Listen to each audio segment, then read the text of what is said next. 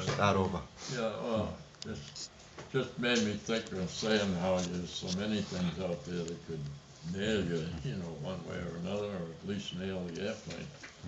This guy, it's a kid from New York State, but, he's coming down, now we were flying 18-9s, which are a hot little twin-engine airplane. Curtis built them. We were one of the last classes that used that airplane because they were pretty hot. You know, they used to bring them down to final approach at 130 miles an hour airspeed, which is rare. Well, B-17 would bring them down to approach at 110. You know, a lot bigger airplane, but nowhere near as sensitive as the 18-9. But anyway, he was on one of his last flights, just about through. He get his wings in another couple of weeks, and he landed the airplane without putting the wheels down. Just ruined the airplane. Then the first thing that happens is both propellers just smashed to hell, and the underside of the airplane and the wing is just torn up pretty badly. But the pilots normally survived. But there were two cadets in there. The tower operator came to see him after the flight. He said, "But crying out loud," he said, "I was screaming at you. You should have seen everybody getting out of the pattern because I was clearing the pattern because you obviously were not paying any attention to what I was telling you. And I told you to pull it up and go around, and your wheels were not down and everything else. And I used some profanity. You didn't pay any attention."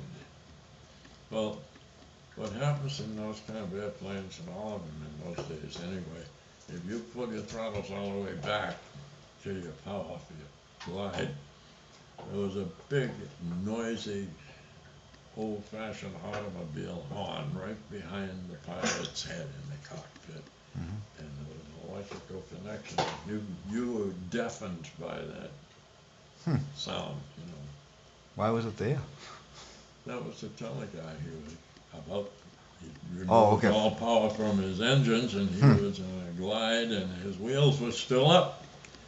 Gotcha. And, that was to clue him in. Don't land. Give it the gun and go get your wheels down. So he had been very oblivious, huh? He was absolutely out of it, yeah. But, when they asked him, "For Christ's sake, didn't you hear the horn?" Of course, they had checked it out, and the horn worked. And this guy wasn't washed out either. This is just a stupid thing. He said he couldn't hear the radio with that goddamn horn. He didn't know what the horn was for? Yeah. Meant? He missed that part of it apparently in his training, you know. Now, this is a kid with 200 odd hours of flying time enough to get his commercial pilot's license, you know. Did he wash out for this? No. Because they had too much invested in him at that point. Oh, yeah. Wow. Well, I almost washed out too in the last week of the course. But mine was a rocket instructor. Yeah, I wanted you to tell that story. I haven't heard it in a while. Well, this was they always had the boss instructor who was usually a first lieutenant, all the other instructors were second lieutenants. And he would do, every week at least once, he would just walk through the ready room and finger some guy, wouldn't know who they were or anything, but just get a shoot. You are now going to go ride with him, be checked out. And that was his way of keeping track of the progress of the various students and the various instructors. So I got picked one day, and it was my last week. I had about 10 more flying hours I had to get in for graduation. I went up with this guy. Of course, I didn't like him because he thought he was the king of the place because he was. Roger, that must kill you. Well, he sounded like he was a denizen of the outback of Georgia somewhere. Anyway, he stopped putting me through my paces. Power on stalls, power on single engine stalls and things like that. Kind of tricky maneuvers at altitude. And I'd pull the thing up at a nice sharp angle, and then you just sit there for a second or two, and then it's all, you pull it up at an angle that your thing won't keep climbing, you know, with the power on it. And eventually it stalls out and it drops through, and you give it the gun and get out of there. But every time I did this, pulled it up for whatever maneuver you wanted, you get on the thing and just pull it up a little bit more, you know. Yeah. And so after 2 or 3 times like that, I just took my hands off the wheel when he got on it. And you what? So you want to drive? That's what I said. I said, you want to fly it? Go ahead. Mr. Wade, he said, go back to the field now. Stay on the ground. Well, I was on the ground for the better part of the week. I already wrote my letters home to my mother and told her I was probably going to wash out after all this schooling I've had, flying and everything. So look to me. I was with the major, went up and he wrung out that airplane. He made me do all kinds of things, including on the way back in. How did this come to pass? This was because the first lieutenant could not wash out a cadet. Okay. He had to give him a ride in the washing machine, which was run by the major. Okay. Field grade officer now, Mm-hmm. older man too. He wasn't a rebel, so that pleased me. I was so nervous because I thought this might be my last drive in an airplane. Yeah. Oh, wouldn't that have been? Yeah, I was really, really upset. I hadn't slept for most of the week.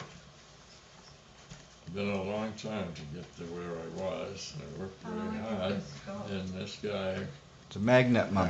arrogant It doesn't bastard that he was, I figured he was gonna wipe out my whole Army career, you know. Goes on the fridge. Oh, is that When I all? got down, but he made me do a short field landing on the return where you have to drag it in at very, very low, just off the ground. Drop it in just over the fence because you'd be struggling with high RPM and slow speed, air speeds, and full flaps, all kinds of things like that. And it's a test. Yeah.